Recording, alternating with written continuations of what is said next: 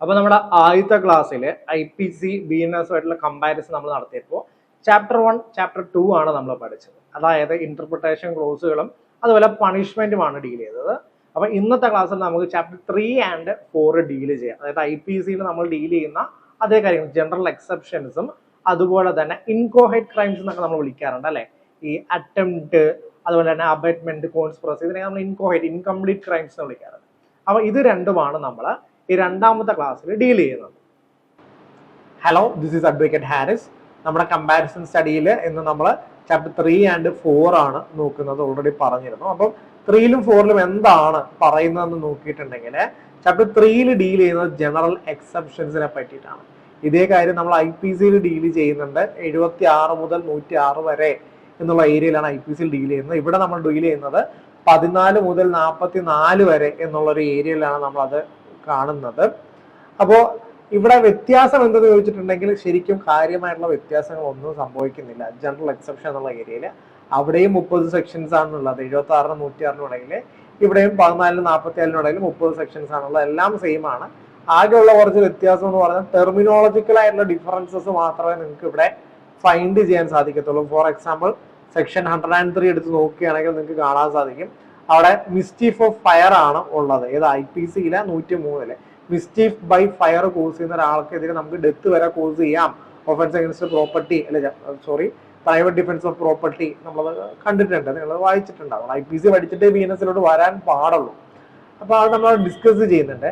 അതേ കാര്യം BNSലേക്ക് വരുമ്പോഴത്തേക്ക് മിസ്റ്റീഫ് ബൈ ഫയറിന്റെ കൂടെ ഓർ എനി എക്സ്പ്ലോസീവ് സബ്സ്റ്റൻസ്, ഒരു എക്സ്പ്ലോസീവ് പൊട്ടിത്തെറിക്കാൻ സാധ്യതയുള്ള സബ്സ്റ്റൻസ് വെച്ചിട്ട് മിസ്റ്റീഫ് ചെയ്യാൻ സാധ്യത ഉണ്ടെന്ന് കാണുകയാണെങ്കിൽ പ്രൈവറ്റ് ഡിഫൻസിൽ ഡെത്ത് വരെ കോസ് ചെയ്യാം. ഒരു അഡീഷണൽ വേർഡ് വന്നു, ഇനി എക്സ്പ്ലോസീവ് സബ്സ്റ്റൻസ് അത്രമാത്രമേ ആഡ് ചെയ്ത് ചേർക്കപ്പെട്ടിട്ടുള്ളൂ.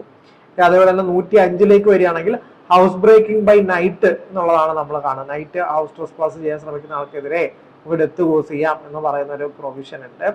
അപ്പൊ അതും ഇവിടെ പറയുന്നുണ്ട്. പക്ഷെ അവിടെ നൈറ്റ് എന്ന് പറയുന്നത് രാത്രി ഏത് കാലഘട്ടമാണ് എന്നുള്ളതിനൊരു പ്രശ്നമുണ്ട്. രാത്രി 12 മണിയാവണോ 12 മണിയാണോ 8 മണിക്കാണെങ്കിൽ കാണായിരുന്നു, 7 മണിക്കാണ് കൺഫ്യൂഷൻസ് ഉണ്ട്.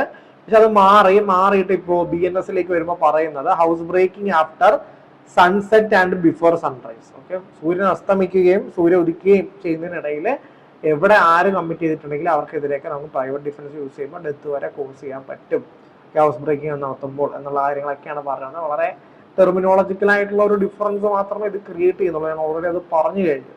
അത്രയ്ക്ക് പ്രൈവറ്റ് ഡിഫൻസിനെ എൻറ്റയർലിയിൽ എടുത്ത്, പ്രൈവറ്റ് ഡിഫൻസ് അല്ല ജനറൽ എക്സെപ്ഷൻസ് എൻറ്റയർലി നിങ്ങൾ എടുത്ത് നോക്കുമ്പോഴും അങ്ങനെ വലിയ ഡിഫറൻസുകളൊന്നും കാണാൻ സാധിക്കില്ല. അതുകൊണ്ട് നമുക്ക് ഇനിയിപ്പോൾ അടുത്ത ചാപ്റ്ററിലോട്ട് പോകാം. ചാപ്റ്റർ 4 എടുക്കുക. ഇത് എല്ലാ ചാപ്റ്ററും നമ്മൾ ഓർഡറിൽ ഡിസ്കസ് ചെയ്യില്ല. ഇപ്പം ഈ ഒരു സ്ഥലങ്ങളൊക്കെ ഓർഡറിലായതുകൊണ്ടാണ് നമ്മൾ നോക്കുന്നത്. നിങ്ങൾക്ക് എല്ലാ ചാപ്റ്ററും ആവശ്യമില്ല. ഇപ്പം ഹെൽത്തിന്റെ ചാപ്റ്റർ, മോറൽസ്, റിലീജിയസ് അതൊന്നും നിങ്ങളത് ചോദിക്കാറില്ല, അത് നമ്മൾ ഡീൽ ചെയ്യില്ല. ചാപ്റ്റർ 4 വരുമ്പോഴത്തേക്ക് നമ്മൾ ഈ ഇൻകോഹൈറ്റ് ക്രൈം എന്നൊക്കെയാണ്, ഇൻകംപ്ലീറ്റ് ക്രൈംസ് എന്നുള്ള രീതിയിൽ വിളിക്കുന്ന കാര്യങ്ങളെല്ലാം ഒരുമിച്ച് ഒരിടത്ത് കൊണ്ടുവന്നിട്ടുണ്ട്. അതായത് abutment, criminal conspiracy and attempt. നമ്മൾ ഇൻകോഹൈറ്റ് ക്രൈംസ്, അതായത് ഇൻകംപ്ലീറ്റ് ക്രൈംസ് എന്നൊക്കെയാണ് നിങ്ങൾ പഠിപ്പിക്കുക, നിങ്ങൾ പഠിച്ചിട്ടുണ്ടാവും കോച്ചിങ്ങില്. അപ്പോൾ അവിടെ വരുന്ന കാര്യങ്ങൾ എന്ന് പറയുന്നത് അബറ്റ്മെന്റ്, പ്രേരിപ്പിക്കുക, കോൺസ്പിറസി, ഗൂഢാലോചന നടത്തുക, അതുപോലെ തന്നെ മൂന്നാമതായിട്ട് വരുന്നതാണ് അറ്റംപ്റ്റ്, ശ്രമം നടത്തി കംപ്ലീറ്റ് ചെയ്തില്ല. ഇത് മൂന്നും എന്താണ്? ഇൻകോഹൈറ്റ്. നമ്മൾ ക്രൈം കംപ്ലീറ്റ് ചെയ്തില്ല, ഇൻകോഹൈറ്റ് ആണ് എന്നാണ് നമ്മൾ പറയുന്നത്. നേരത്തെ ഇപ്പൊ IPC എടുത്ത് നോക്കുമ്പോൾ ഇത് നമുക്ക് 107 മുതൽ 120 വരെയുള്ള കാര്യങ്ങൾ, അബറ്റ്മെന്റ്, ഇതെല്ലാം പ്രേരണയായിട്ട് ബന്ധപ്പെട്ട കാര്യങ്ങളായിരുന്നു. അപ്പൊ അതേ കാര്യം തന്നെ പിന്നെ കോൺസ്പിറസിയുടെ കാര്യം പറയുകയാണെങ്കിൽ അത് അമെൻഡ് ചെയ്തു കയറ്റിയതാണ്. 120A ആൻഡ് B ആയിട്ട് അമെൻഡ് ചെയ്ത് കയറ്റിയതാണ്. അറ്റംപ്റ്റ് വേറൊരു സൈഡിലാണ് നടക്കുന്നത്. അതായത് IPCയുടെ ഏറ്റവും last 511 attempt as a whole deal ചെയ്യുന്നത് അവിടെയായിരുന്നു.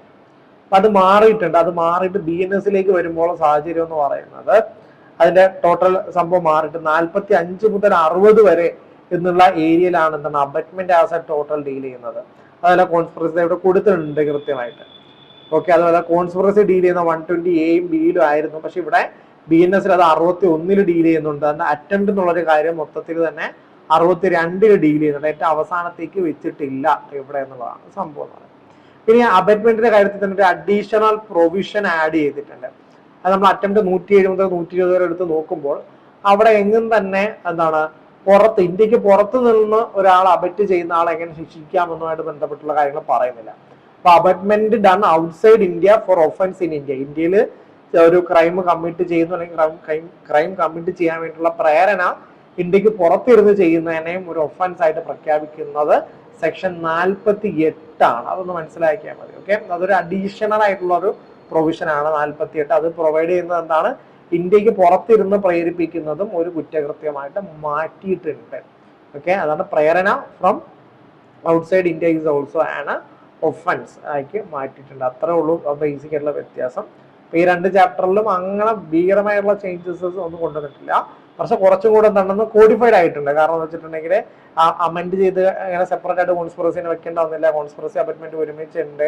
അതല്ല വേറൊരു മൂലക്കല്ല ഈ അറ്റംപ്റ്റ് ഇൻകോഹൈറ്റ് ക്രൈം ആയിട്ടുള്ള അറ്റംപ്റ്റ് കിടക്കുന്ന അവസാനം ഒന്നുമല്ല. അതൊക്കെ കൊണ്ടുവന്ന് ഒരുമിച്ച് വെച്ചിട്ടുണ്ട്.